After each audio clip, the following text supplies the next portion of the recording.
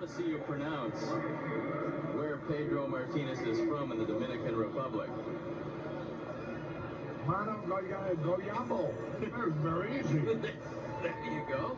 That's it. That's his Spell that hometown. one backwards. Hey! Snoop Doggy Dogg is in the house. You know, Snoop Doggy Dogg backwards is Pooch Gotti God. I would say everything that Harry did was a carefully orchestrated professional broadcast. However, he did have some problems with names. Here comes Brett Barbecue to the plate. And Stoney's like, yes, Brett Barber, he is a very good, just, I mean, all the time. I would sign Randberg and Ryan Santo. Ryan Sandberg, Sandy Reinberg, and Andy Bennis of the Padres. He had SD on his hat and said that he pitched for South Dakota. Montreal had a relief pitcher by the name of Jeff Parrott. And Harry would say, Harold Parrott coming in the game. And between innings, he'd say, why do you call him Harold Parrott? His name is Jeff. Because, I had a friend named Harold Parrott years ago. And he was always then Harold Parrott.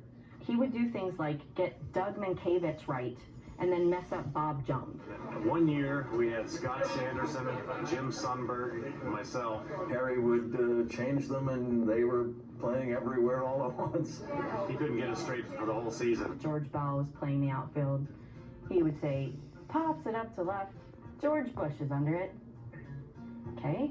He could also never pronounce Grudzelanek, and eventually said, well, all of his teammates call him the G-Man.